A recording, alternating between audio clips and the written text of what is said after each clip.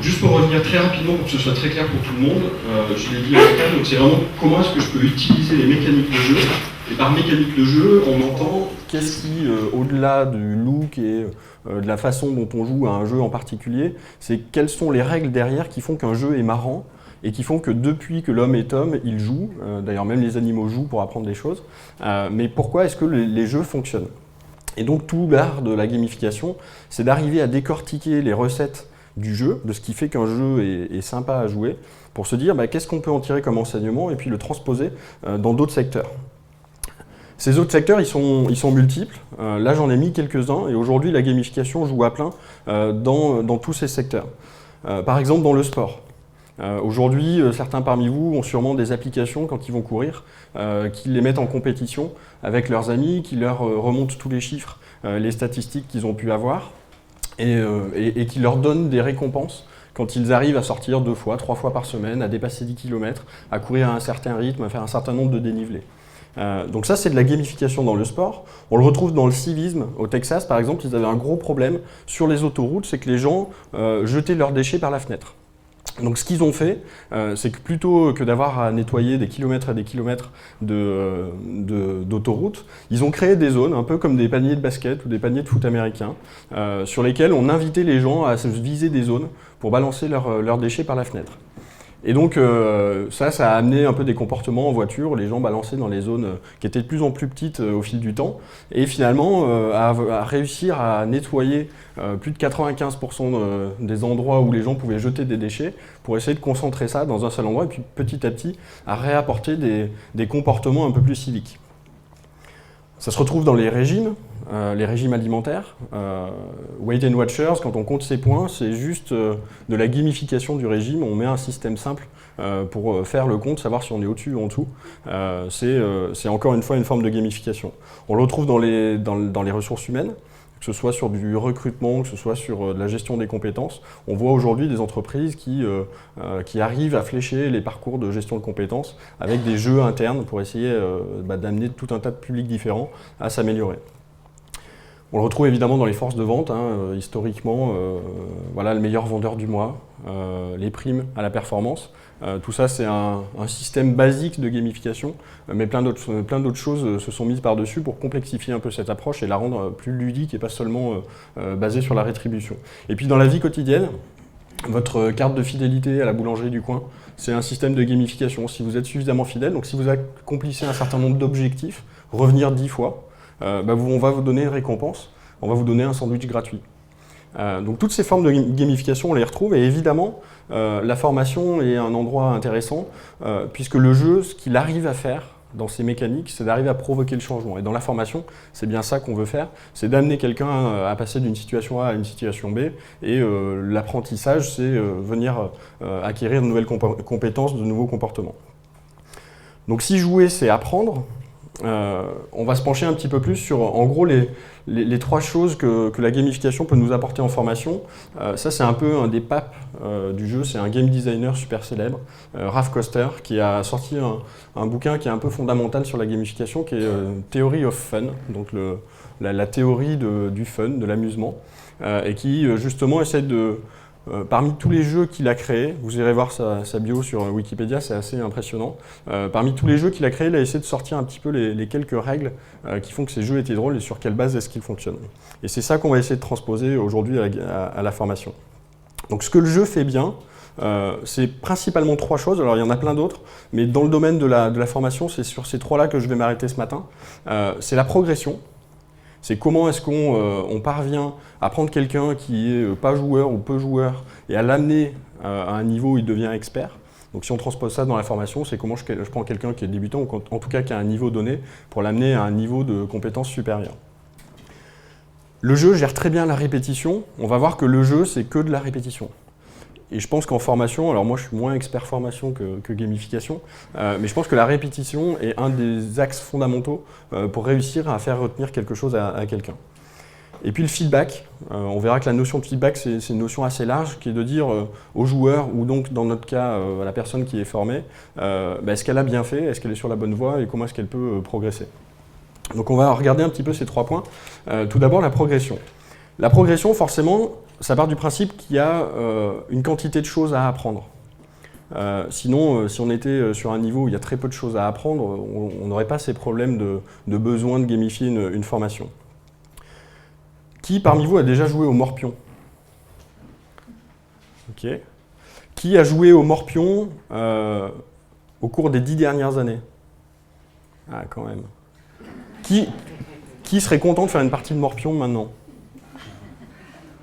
Ok. Bon, vous êtes un cas un peu particulier, parce que le Morpion est probablement le jeu le plus rébarbatif de l'histoire. Sur l'entame du jeu, on a 3 possibilités.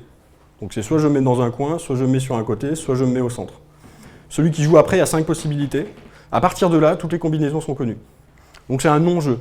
C'est pas drôle du tout. Si vous y jouez suffisamment longtemps, vous vous embêtez. En général, on fait jamais plus de 10 parties de Morpion de suite, sauf contre soi-même, et en général, on arrive à perdre des fois. Enfin, à faire égalité. Donc c'est un des jeux qui est les moins intéressants, justement parce qu'il y a très peu de quantité de choses à apprendre, et il y a très peu de choses surprenantes, et du coup la progression, c'est je sais pas jouer au Morpion, je sais jouer au Morpion. Fini. Je passe à quoi d'autre maintenant? Donc en gros, en termes d'apprentissage, si on le compare par exemple avec un jeu qui est un poil plus intéressant stratégiquement, qui est les échecs, si on compare les deux, en gros en termes d'apprentissage, sur le développement mental et de compétences, on est à peu près dans cette proportion-là, et encore parce qu'il fallait que vous puissiez lire le carré rouge en bas à gauche. Donc il y a cette notion de progression que le jeu arrive bien à gérer, et on va voir pourquoi. La progression, c'est aussi embarquer tout le monde. Là, dans la salle, je pense que si je lance une compétition de Morpion, on n'a pas tous le même niveau. Donc si je veux faire une formation au Morpion, il faut que je sois capable d'embrasser tout le monde. Et ça, le jeu arrive très bien à le faire, avec quelque chose qui est assez maintenant connu dans le monde du jeu, et notamment du jeu vidéo, qui est comment je dévoile petit à petit les différentes compétences dont on va avoir besoin. Ça, c'est la notion de onboarding. C'est comme dans les avions, onboarding, c'est comment est-ce que je fais embarquer tout le monde dans mes formations. Et donc, il y a cette notion de dévoilement progressif de la difficulté. Ça, c'est un écran de World of Warcraft. Qui joue à World of Warcraft ici? Voilà, ceux qui ont des enfants peut-être. C'est un des plus gros hits dans les jeux vidéo. Il y a plusieurs centaines de millions de joueurs. C'est un jeu en temps réel, donc ils sont connectés en temps réel. Ça, c'est l'écran que voit un débutant. En gros, quand on commence World of Warcraft, on peut avancer et taper. Jusque-là, ça plaît à peu près à tout le monde. En général, au bout d'une 50aine d'heures de jeu, l'écran moyen de quelqu'un qui joue à World of Warcraft, c'est ça. Ça, c'est l'écran normal. Hein. Vraiment, il y a pire encore. Donc le jeu est derrière tout un tas d'autres informations qui ont été dévoilées progressivement, avec tout un tas de mécaniques de jeu. Donc il y a les mécaniques sociales, donc mes équipes avec lesquelles je joue ou avec lesquelles je suis en compétition, des actions rapides que je peux faire, des pouvoirs que j'ai acquis, tous les classements en temps réel du jeu, des choses que je peux convoiter, la carte en haut à droite du monde que j'ai découvert, donc la partie blanche c'est ce que j'ai vu du monde, la partie noire c'est ce que j'ai pas encore découvert.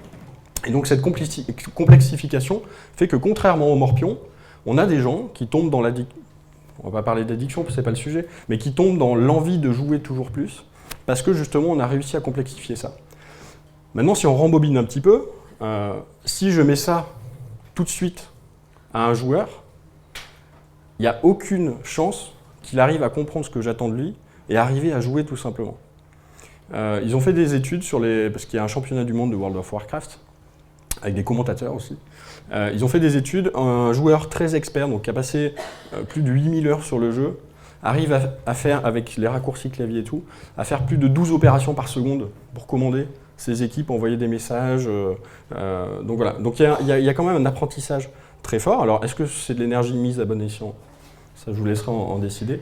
Mais en tout cas, c'est quelque chose qui est fondamental sur cette progression dans l'apprentissage. Donc c'est ce qu'on appelle l'information en cascade, et l'information en cascade, elle est aussi matérialisée, ça c'est Age of Empires, c'est un jeu un peu plus vieux, par des cartes de connaissances. Les jeux arrivent très bien, souvent on est dans des domaines imaginaires.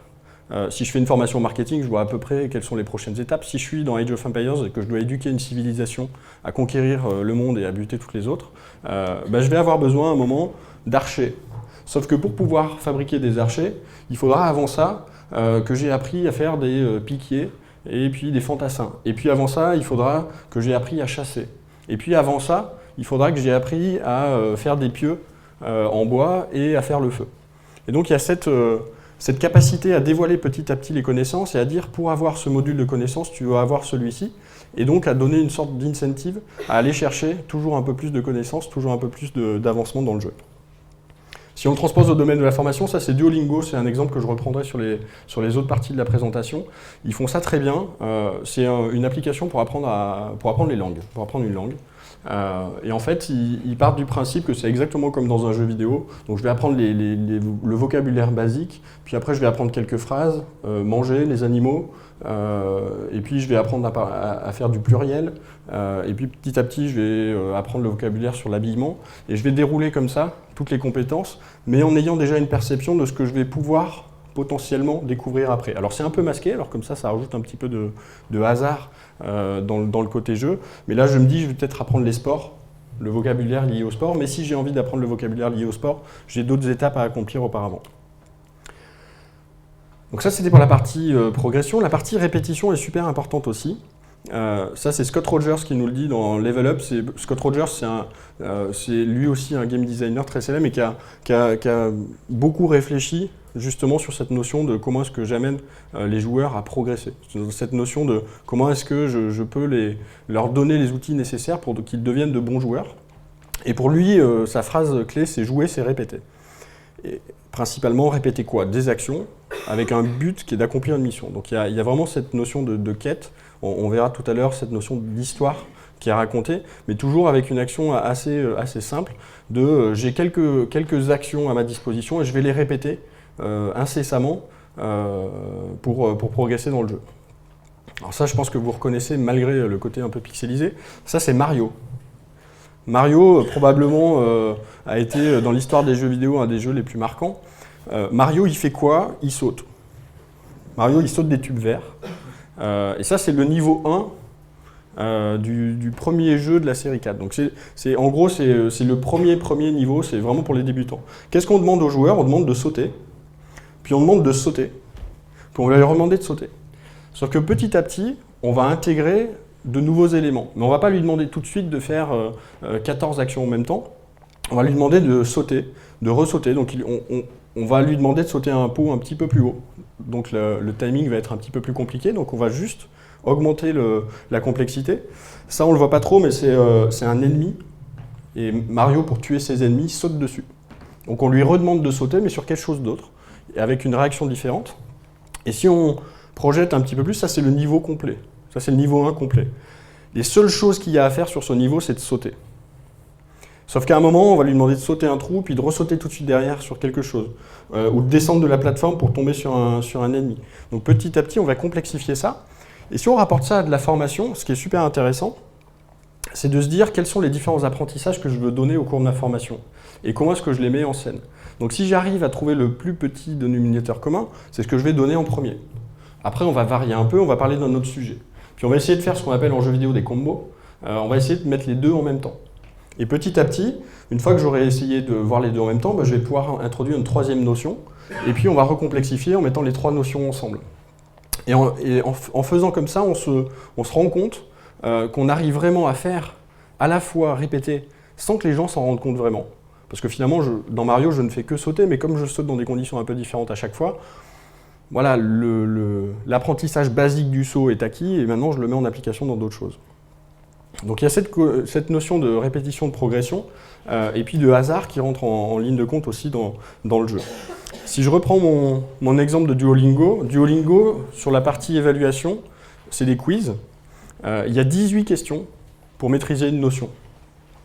Et on va tourner autour des mêmes mots à chaque fois, sauf que là, par exemple, il faut que je traduise en tapant le texte pour montrer que je sais ce que hombre veut dire en espagnol.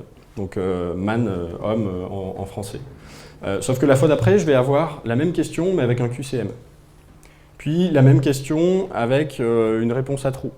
Et petit à petit, comme ça, je vais devoir utiliser la même notion que j'ai apprise, mais avec des conditions un petit peu différentes. Et c'est comme ça qu'on casse l'effet de lassitude lié à la répétition. Donc le jeu vidéo arrive très bien à faire répéter des choses en l'enrobant d'un petit côté ludique et sympa, avec une petite histoire qui fait que on n'a pas l'impression de subir la répétition. Et puis la troisième notion très liée au jeu, donc en gamification, c'est le feedback. Là, je vous ai mis une formation interne qui se passe chez Deloitte. Donc ça, c'est ce que voit l'apprenant côté formation de e-learning. Donc si je vous montre, personne n'est de Deloitte dans la salle. Donc si je vous montre ça, bon, c'est un peu chiant. Hein. Si je rajoute ça, ce qui est le cas chez eux, on voit ici que mon profil un peu sérieux et puis mon accès e-learning un peu classique, ici je vois que j'ai des seuils, j'ai des quêtes à accomplir, j'ai des missions à accomplir, ce qui tout de suite donne un tout petit peu plus envie d'aller cliquer, d'aller faire progresser ces barres, de se comparer à d'autres. Toujours dans cette notion de feedback, ça c'est une vue chez Khan Academy de tous les apprentissages que je peux avoir sur des notions de mathématiques. Donc on commence par addition et soustraction, et puis on progresse sur les différentes notions. Toujours dans cette quête, Foursquare, ça c'est une application de géolocalisation. Peut-être parmi vous l'utilisent ou l'utilisent encore parce qu'elle est un peu passée de mode.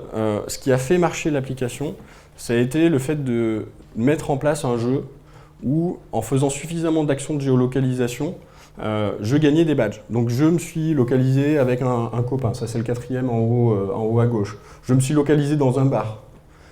Et donc comme ça, ils ont réussi à donner envie à tout un tas de personnes, à une époque où on n'était pas aussi apte à donner des données sur sa vie personnelle, à partager quand même des choses et à le faire de manière plus répétitive.